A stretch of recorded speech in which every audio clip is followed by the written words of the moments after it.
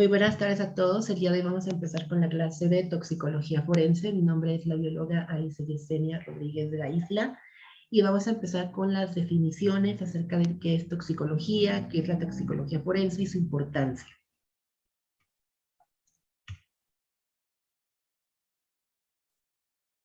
Bueno, la toxicología en sí, de manera general, es la ciencia que estudia los tóxicos, las intoxicaciones y cómo este agente tóxico tiene su origen, cuáles son sus propiedades y los efectos que va a tener en un cuerpo humano, en un cuerpo biológico.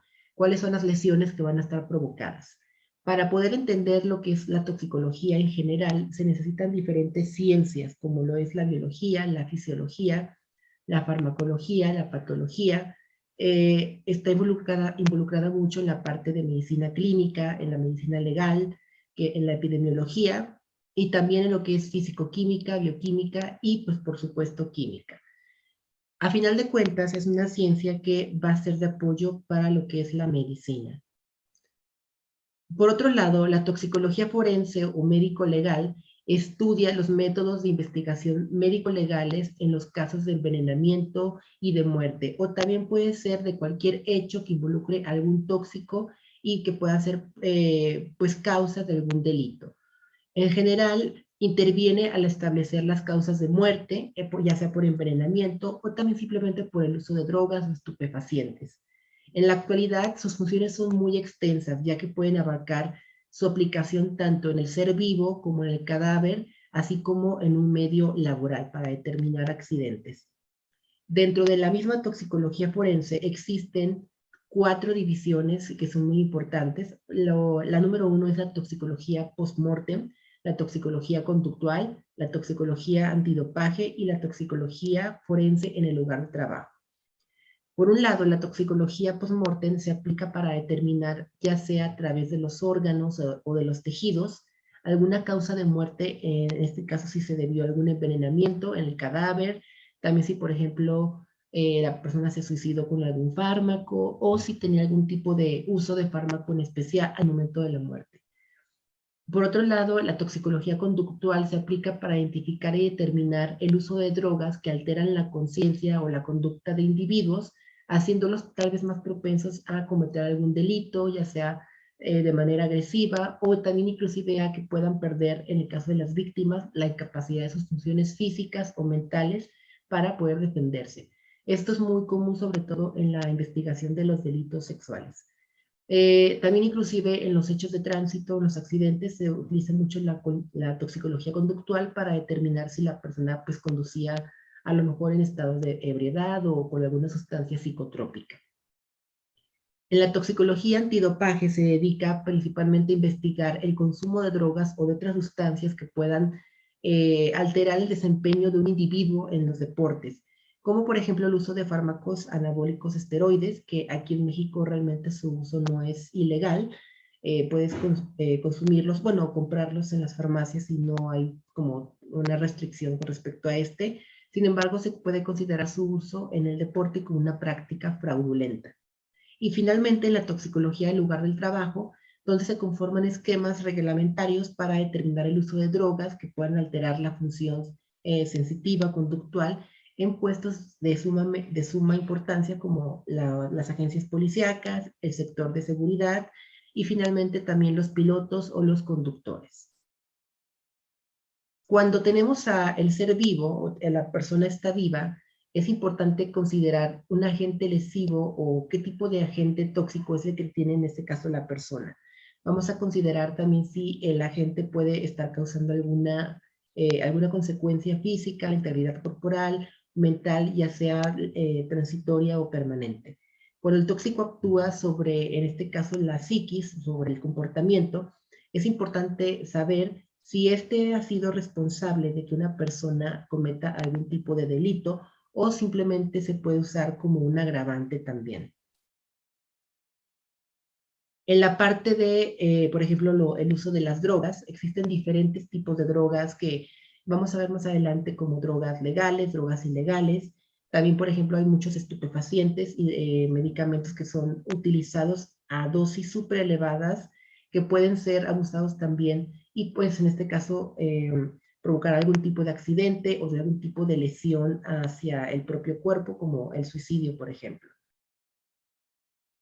En cuanto a las intoxicaciones, bueno, el Código Penal define como un envenenamiento, un hecho que se hace con alevosía y ventaja, ya que normalmente las personas que son envenenadas o que envenenan a alguien más, saben lo que están haciendo, no es un accidente, tienen la intención de causar daño, ya que usar veneno para matar a alguien es un acto que es premeditado y que se castiga con una pena aproximada de entre 10 y 20 años de cárcel, dependiendo del tipo de caso que se esté presentando.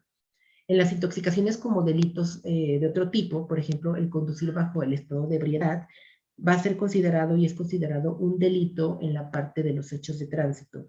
Una persona puede perder su licencia o puede pagar inclusive una multa muy grande y estar en cárcel por haber estado o por haber sido sorprendido conduciendo en estado de ebriedad o con alguna droga en especial.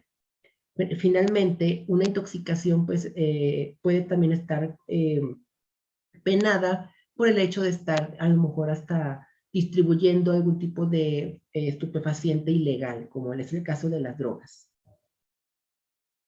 Este tipo de hechos van a agravarse sobre todo si las drogas o este tipo de sustancias se están distribuyendo en lugares donde hay una afluencia de personas como los centros docentes, los militares, las prisiones o inclusive en hospitales. En la parte del cadáver, aquí es importante que el patólogo forense o el médico forense esté en conjunto junto con el toxicólogo para poder determinar también el uso de ciertas sustancias. A veces los tejidos pueden mostrar ciertos daños que son pues provocados por algún tóxico o algún veneno en general. A veces tenemos quemaduras en la parte del tracto gastrointestinal, podemos tener quemaduras en la parte de lo que es la tráquea, y esto ya nos ayuda más o menos a ir interpretando cómo es que la persona pudo haber muerto, o si algún agente corrosivo, algún agente tóxico pudo estar también involucrado en. Es importante que la recolección de muestras sea ayudada por parte del médico forense para que se pueda hacer la muestra totalmente procesada y de forma correcta por el toxicólogo. En la parte de la actividad laboral o del medio ambiente y la salud pública, la toxicología juega un papel muy importante a la hora de determinar accidentes laborales con tóxicos, sobre todo para deslindar a lo mejor hasta las empresas sobre un mal uso del personal o inclusive para responsabilizar a la empresa por no tener los cuidados necesarios o las medidas de seguridad necesarias para los trabajadores. En cuanto a la toxicología ambiental, es otra rama, vamos a considerarla de esta manera, ya que aquí se estudia principalmente la repercusión que tiene las sustancias nocivas o los químicos sobre el medio ambiente y los seres vivos. Sin embargo, a pesar, ya existe también legislación ambiental y delitos ambientales, por lo que también esta parte es muy importante. A lo largo de la historia vamos a ver que los venenos han sido una fuente de, ahora sí que también un arma, y que han estado presentes en todas las culturas y en todas las situaciones posibles del mundo. Hoy en día vemos a muchas tribus, por ejemplo de América del Sur, que usan el veneno de ciertas ranas, de ciertos animales para poder cazar. Por ejemplo, esta rana es una rana venenosa, lo que usan es usar el veneno que se agrega en la piel para ponerlo en las flechas y con ellas cazar, en este caso, animales más grandes. En Egipto, los sacerdotes del antiguo Egipto, de esta cultura, conocían muy bien muchos tipos de venenos, sabían cómo usarlos, inclusive sabían cómo neutralizarlos. Existen diferentes compuestos de los venenos que pueden ser extraídos de origen animal, de origen vegetal, como este que tenemos aquí. Esta planta se llama acónito y es una de las plantas que puede segregar un veneno muy importante que puede provocar que la persona tenga un paro cardíaco en cuestión de minutos. En Grecia, pues tenemos el caso más famoso que fue la muerte de Sócrates, ya que él pues murió bajo un grupo de ciudadanos que lo hizo tomar una copa llena de veneno. En Roma era el arma principal que utilizaban los poderosos o el gobierno para poder matar de forma sutil a otras personas o a otros miembros que interferían con su mandato. Dentro de esto existe algo que se conoce como los tipos de intoxicación. Varían mucho dependiendo de, por ejemplo, dónde sea o cómo sea inhalado, cómo sea consumido, en este caso el veneno, ya sea por una vía digestiva, inhalada, por la piel o por forma endovenosa, por una inyección. Algo que tenemos que definir es que es muy diferente un tóxico y un veneno. La palabra tóxico es cualquier sustancia que en forma esencial puede ser lesiva o puede producir un trastorno de desequilibrio en un cuerpo biológico. Sin embargo, un tóxico pueden ser a dosis bajas o a dosis muy altas cualquier tipo de sustancia. Pueden ser desde alimentos, medicamentos, venenos en sí. Y a lo mejor un ejemplo muy común que nadie considera, por ejemplo, es la sal. La sal a dosis bajas, pues es algo que nos ayuda como a darle sabor a la comida, pero a dosis súper altas puede volverse tóxica. En cambio, un veneno es una sustancia que tiene la capacidad inherente de producir un efecto deleterio sobre el organismo. Un veneno siempre va a tener la capacidad de producir daño o la muerte en un organismo. Tenemos muchos tipos de venenos de origen químico, de origen vegetal, de origen animal. Todos los venenos, por ejemplo, de las serpientes, están diseñados para provocar la muerte de las presas y en algunos casos también pueden provocarnos la muerte a nosotros. Entonces, esa es la diferencia entre un tóxico y un veneno. Un tóxico no necesariamente causa la muerte, pero sí puede provocar un daño. Y un veneno siempre puede causar la muerte, o siempre va a tener la función principal de causar la muerte.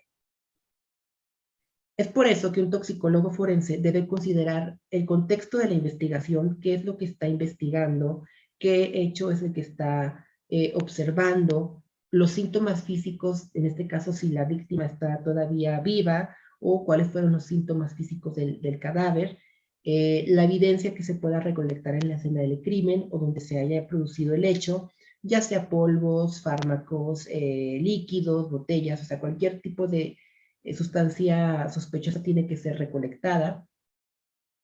Y finalmente, pues también existen muchas formas de intoxicación, que están las formas agudas, las formas subagudas y las formas crónicas.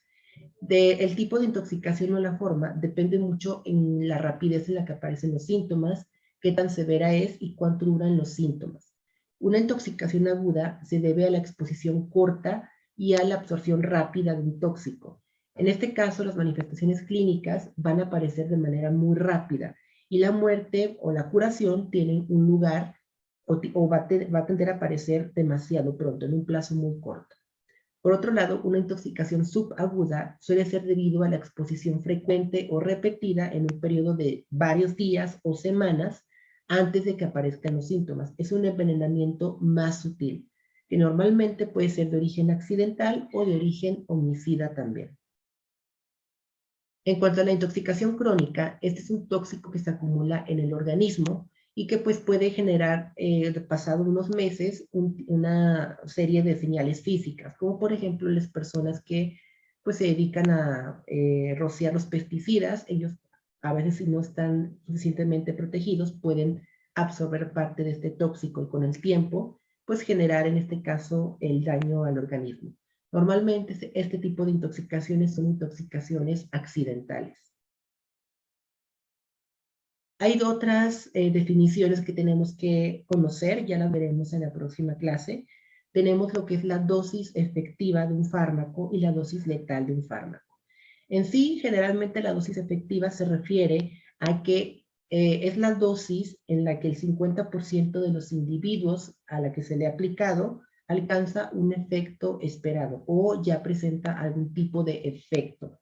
No quiere decir que sea el efecto terapéutico, ya que esto es otro tipo de dosis, pero que ya presenta, digamos, la acción del fármaco.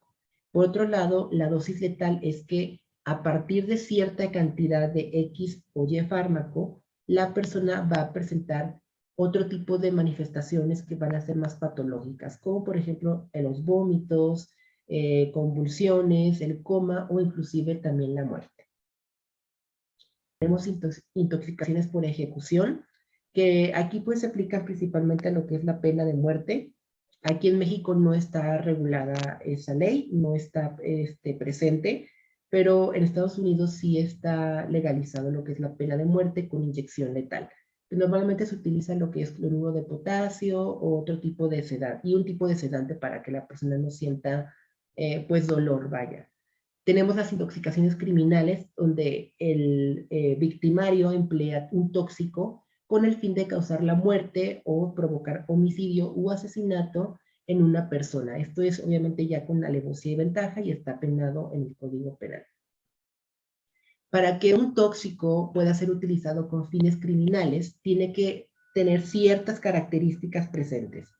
Número uno, y la más importante, es que tiene que carecer de propiedades organolépticas, o sea, es decir, no tiene que tener ni sabor ni olor, y esto es con el fin de que la víctima no se dé cuenta que está tomando algún tóxico o algún fármaco que pueda alterarlo. Debe ser de fácil adquisición y sin despertar sospechas por parte de los demás, ya que una muerte por envenenamiento, por ejemplo, que no es algo tan común hoy en día, casi siempre el victimario es alguien cercano a la víctima, alguien que es cercano a la persona que es envenenada y pues que tiene cierta confianza sobre esta otra persona. También que el veneno o el tóxico sea eficaz a dosis bajas. Si va a ser un envenenamiento mortal, pues que a una dosis baja pueda ser efectivo, o si va a ser una intoxicación crónica o subaguda, que con el tiempo cause la muerte, pues que pueda ser provocado en una dosis baja para que sea indetectable. También tiene que conducir a cuadros agudos o subagudos que van a provocar enfermedades triviales o que pueden ser confundidas con otro tipo de padecimientos. Hay tóxicos que pueden provocar, en este caso, a lo mejor cirrosis hepática, falla hepática, y que puede ser simplemente confundido con una falla hepática normal, pero en sí es provocado por algún tóxico o algún envenenamiento subagudo. Y también que sea fácil de aplicar en comidas o en bebidas, es decir, que sea pues soluble. Hay muchos agentes tóxicos. Anteriormente, para la parte homicida, se utilizaba mucho lo que era el arsénico, el cianuro de potasio, los pesticidas, raticidas y medicamentos. Casi siempre la vía más común en la que se administran o se ha administrado los tóxicos es a través de la vía digestiva mezclada con los alimentos. Tenemos otro tipo de tóxicos o de fármacos que pueden ser utilizados con un fin criminal diferente, como el fin del abuso sexual. Por ejemplo, tenemos el GHB, que es el gamma hidroxibutirato, que es la droga que normalmente utilizan los violadores o los criminales sexuales para poder hacer a una persona más susceptible, ya que esta droga prácticamente es como un tranquilizante que desconecta el cuerpo físico de la conciencia de la persona. Básicamente la persona no tiene conciencia de su propio cuerpo, lo que hace más susceptible a un abuso o a un ataque sexual. De hecho, es una de las drogas que más se ha comprobado que utilizan a las personas que cometen este tipo de delitos. Tenemos también otro tipo de drogas, como por ejemplo el pentotal sódico, que se utilizaban sobre todo para narcoanálisis, como para detectar en este caso algún tipo de enfermedad psiquiátrica, psicológica, y para hacer surgir recuerdos olvidados mediante el descenso del nivel de conciencia. La persona que era inyectada o es inyectada con este fármaco, pues básicamente dice todo lo que pasa por su cabeza, sin algún tipo de resistencia. Tenemos intoxicaciones voluntarias. Aquí principalmente tenemos de tres tipos: la autolesión, la satisfacción en el curso de la drogadicción y la terapéutica. La autolesión básicamente se define o está caracterizada por ser pues el suicidio. Las personas que se suicidan se conoce como una intoxicación por autolesión. El suicidio normalmente es más común en países desarrollados, curiosamente, y en los países subdesarrollados es una intoxicación menos frecuente. Es más común que se den suicidios en zonas urbanas, y es muy común que el sexo femenino predomine sobre el sexo masculino. Casi siempre el sexo femenino lo que más utiliza para provocar o cometer suicidios son fármacos como benzodiazepinas o antidepresivos. Hay ciertas características que tienen las víctimas que utilizan esta vía. ya sea que tengan algún trastorno mental, porque deben de estar cerca de estos fármacos o deben tener acceso a estos fármacos que son legalmente pues controlados.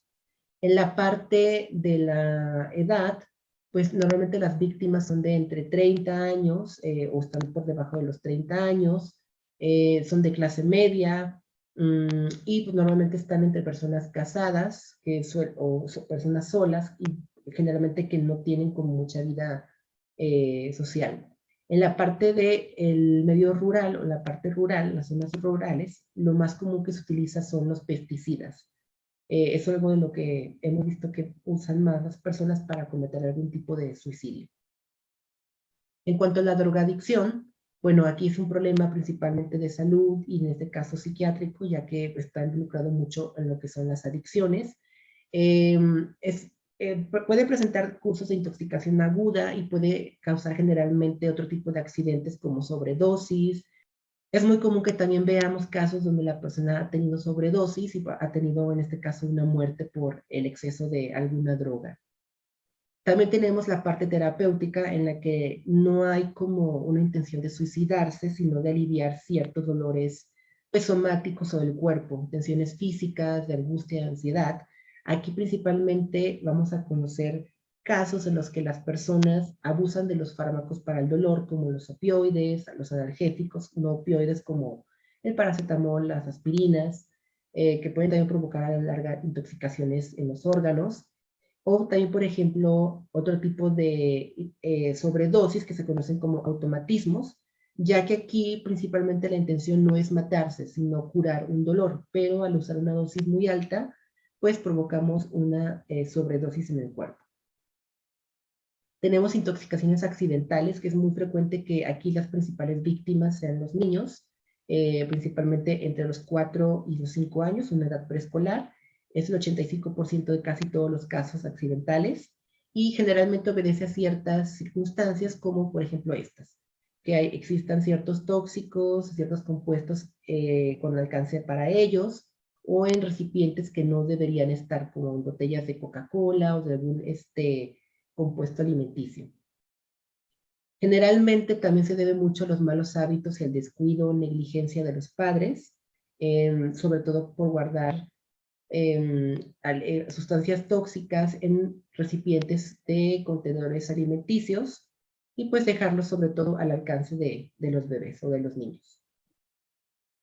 Y finalmente tenemos otro tipo de intoxicaciones, como pueden ser las accidentales comunes, como las alimentarias, las que son provocadas por picaduras de animales, la absorción accidental de ciertos compuestos, como pesticidas, la sobredosis medicamentosa y, en este caso, las profesionales.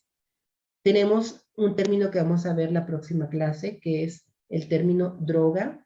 Según la Organización Mundial de la Salud, la droga es el principio activo de un fármaco y puede ser utilizada de diferentes fines, ya sea terapéuticos, autoadministrada o con un uso potencial de abuso y de dependencia que produce placer. Vamos a ver este término, vamos a contrastarlo con qué es medicamento y qué es un fármaco, y eso lo veremos en la siguiente clase. Por lo pronto espero haya quedado claro esta pequeña introducción. Vamos a ver estos términos en la próxima clase. Entonces, por lo pronto los dejo con la presentación para que si quieren tomar notas puedan hacerlo y nos vemos en la siguiente clase. Cuídense muchachos, hasta la próxima.